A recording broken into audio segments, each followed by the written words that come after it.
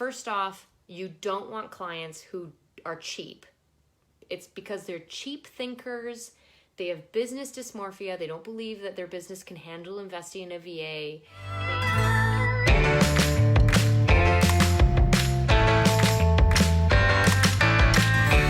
Hey, Laptop Freedom Babes, Wonderlust Babes. How are you? This is Hello from Greece. Hello.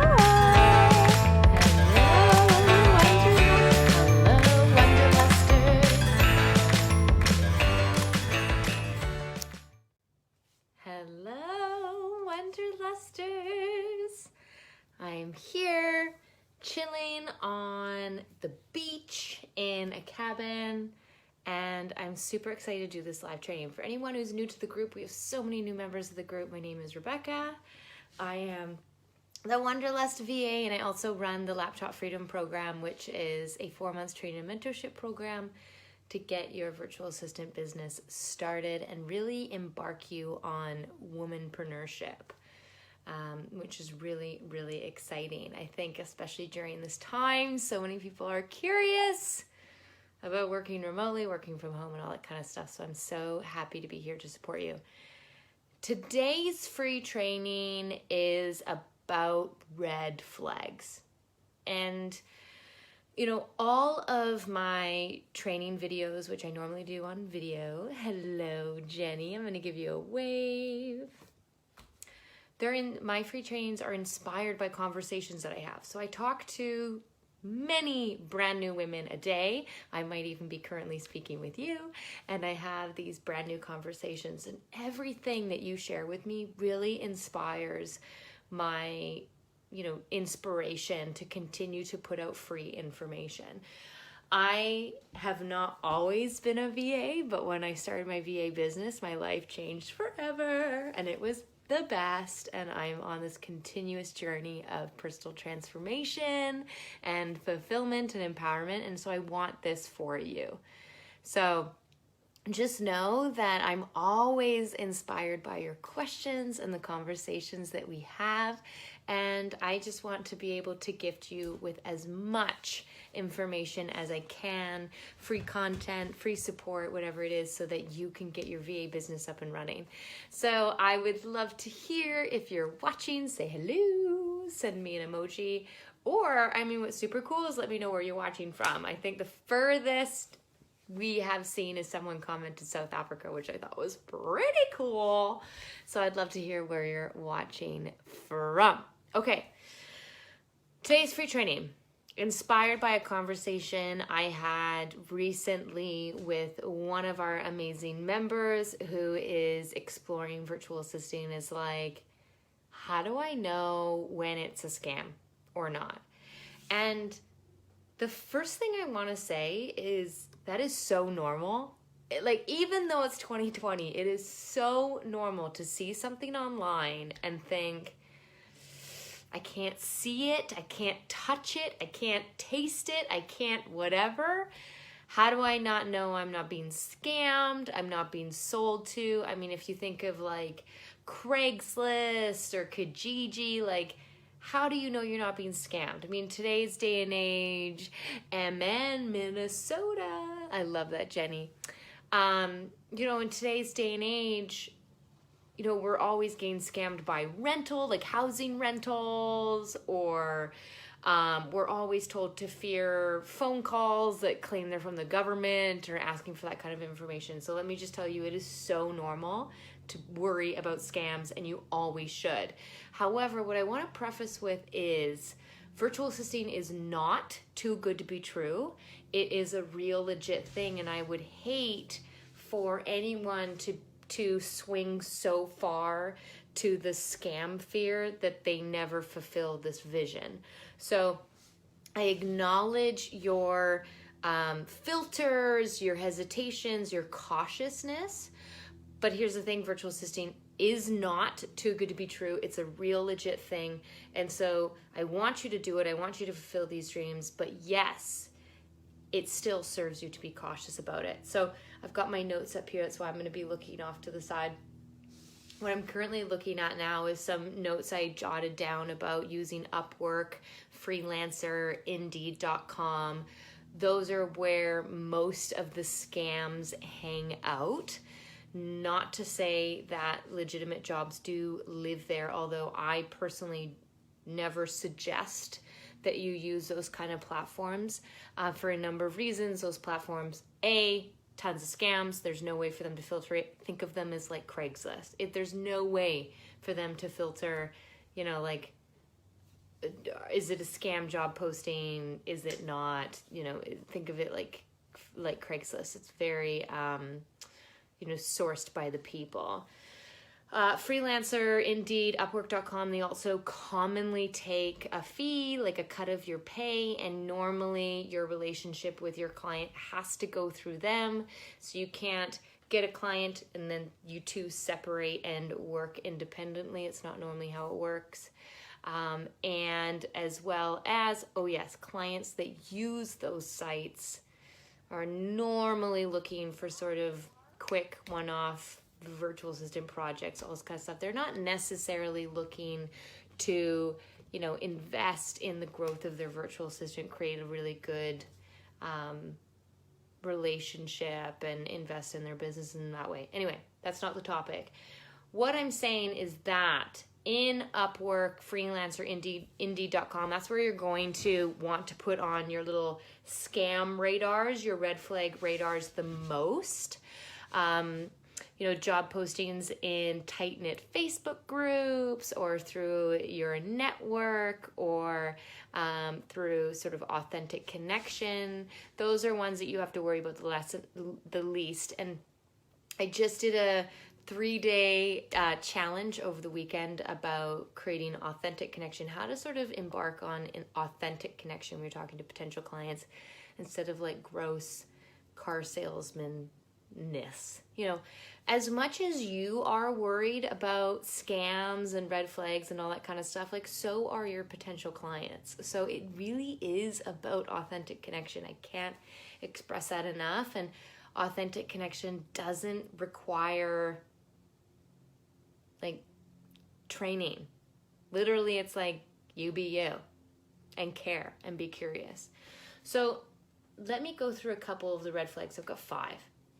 So red flag number 1 of any kind of job posting or, maybe someone's kind of emailed you out of the blue, anything where the hair on the back of your neck stands up, you might be right. And so it's like identify these 5 flags to see if the hair on the back of your neck is standing up for a good reason.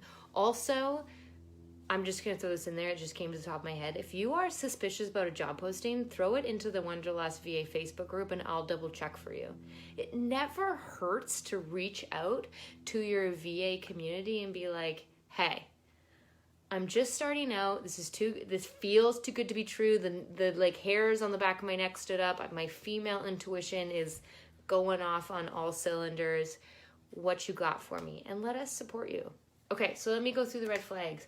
Red flag number 1, they ask for personal information. I'm talking about banking information, social security number, any of that kind of stuff that you think, I am told not to give this out.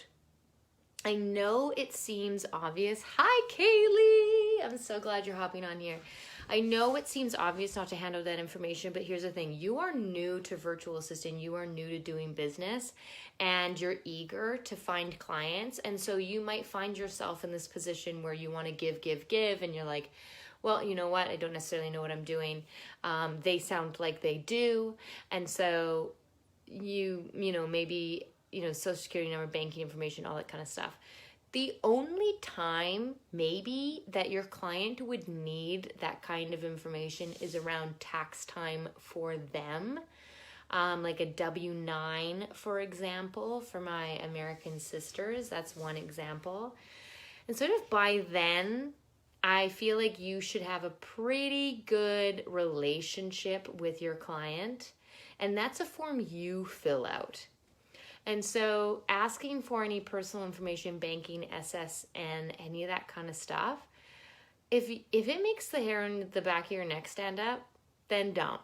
that's a pretty big red flag. And only around tax time would you maybe put in your social security number, and that's on like a government form that you would be filling out.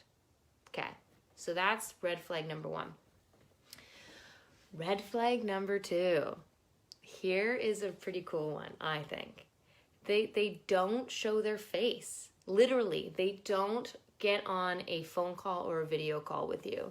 So here's the thing about virtual assisting. When you're starting off your virtual assisting business, and when you go through the Laptop Freedom Program, for example, I really encourage you to, as soon as possible, get the clients on a discovery call, a video Zoom discovery call. And you know what happens to every woman in the Laptop Freedom Program? They freak out. They're like, what? Like, I look bad on camera. I'm not good at filming myself. Like, I don't want to do a video discovery call with potential clients. Like, ooh. And it makes everyone feel really, really uncomfortable. I get it. That's so normal. It's so normal to feel that. So, but here's the thing. Virtual assisting, you're working remotely, you're having remote meetings. And so getting on video meetings with people has to become a normal thing. And it only comes with practice. I promise you. I used to shower and put makeup on before all my video meetings. Now I don't give a F. You know, nothing like a pair of blue blocker glasses and a hair clip can't fix. And so it is something, if you want to work remotely, working remotely, working from home doesn't mean you get to be unseen, right? So I notice that a lot of women who want to be virtual assistants are more shy, they're more timid, and they are attracted by the idea of sort of going unnoticed in a business. That is not going to benefit your VA business. You have to eventually be comfortable, and you have to have video meetings. So where I'm going with this is that in the Laptop Freedom Program, while you're finding clients, while you're onboarding new clients, I encourage you to get on a video discovery call with the client so that you can discuss their business, their vision, their needs, and then you can come back with your skill sets, your abilities, how you can support them. You can come back with suggestions.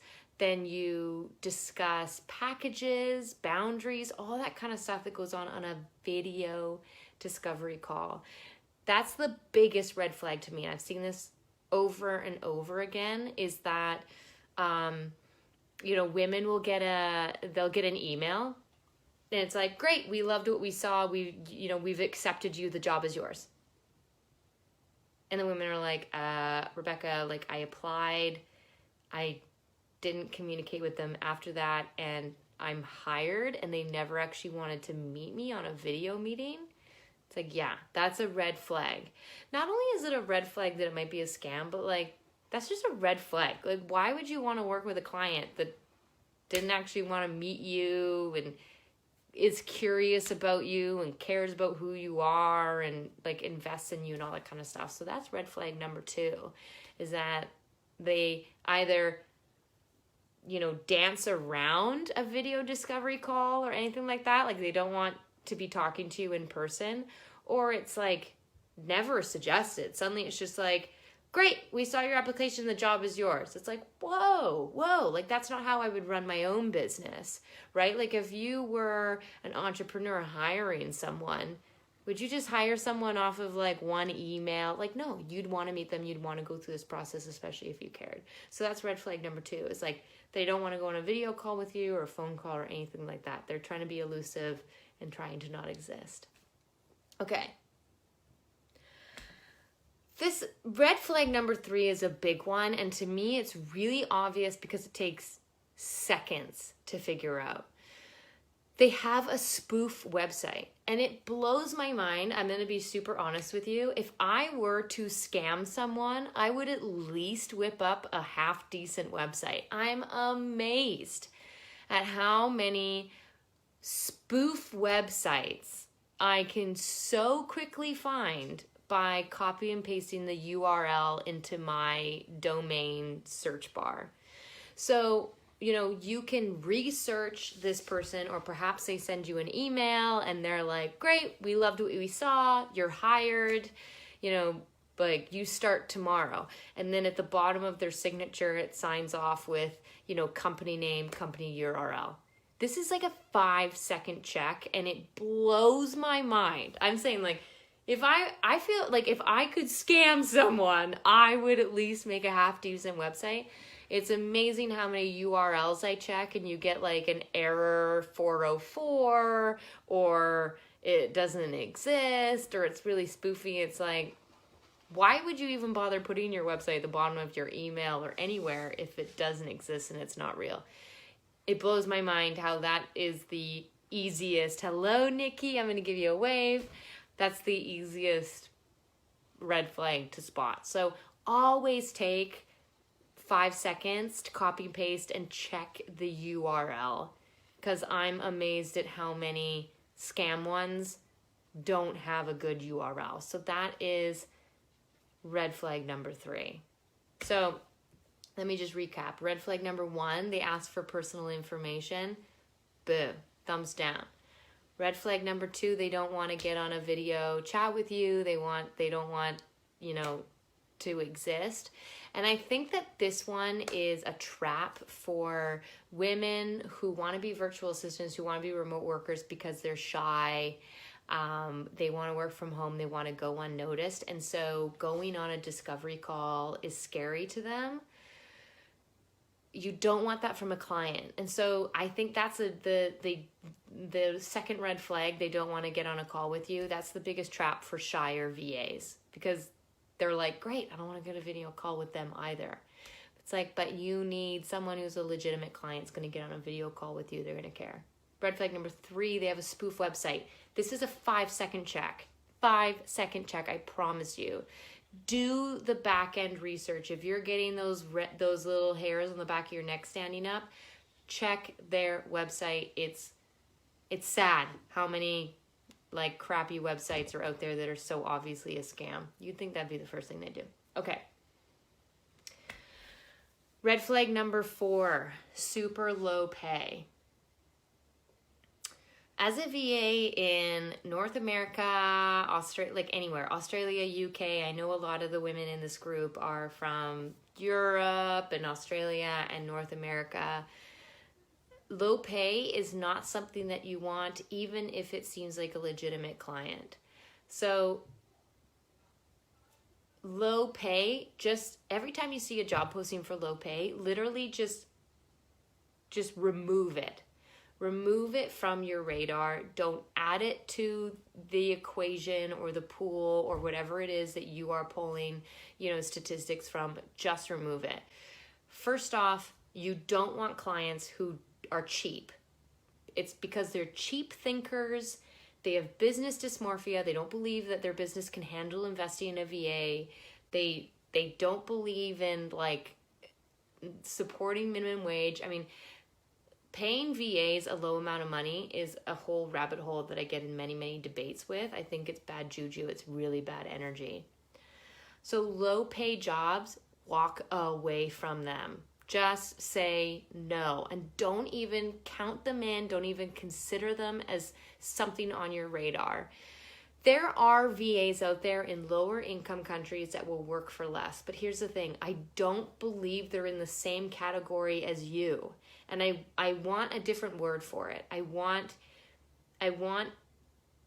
people in lower income countries that do transcription to be called something else, and virtual assistants in higher wage countries to be called like virtual assistants, because we can do some badass stuff and we can create marketing funnels and we can increase your sales and we can client concierge and we can like, that is so much beefier. There's so much more value to that than a low paying job description. So that's red flag number 4. If you see low wage, not only is that a red flag, don't consider it, but like, don't even include it in your ballpark. That's a different book, different page, different chapter. No, I'm not going to say anything more about that because I can go down a massive rabbit hole about cheap clients. Red flag number 5, they accept you too quickly. I've kind of hinted at this one a little bit about discovery calls, not getting on a discovery call with you, or spoof website. I've kind of hinted at this one already. Anyone who accepts you too quickly, that puts hairs up on the back of your neck, you're right. They're probably a scam. And here's the thing. I know scams suck, but they're a reality. And they actually exist everywhere. But the internet is so big that they, percentage-wise, exist more. I hope that makes sense to you. And so if they accept you too quickly, just ask yourself, like, would I hire someone this quickly? Like as a VA, I expected to go through a deeper process. I expected them to ask more questions. I expected to go on a discovery call with them. I expected a bit more back and forth.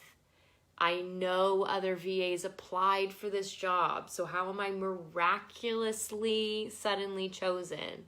It's not because, they're there to pump your ego and you're amazing, all that kind of stuff. It is a red flag. And so I really honor people who, women in the Laptop Freedom Program, and scams don't happen very often. I know this is a very kind of scam heavy topic, but to be honest, they don't actually happen very often.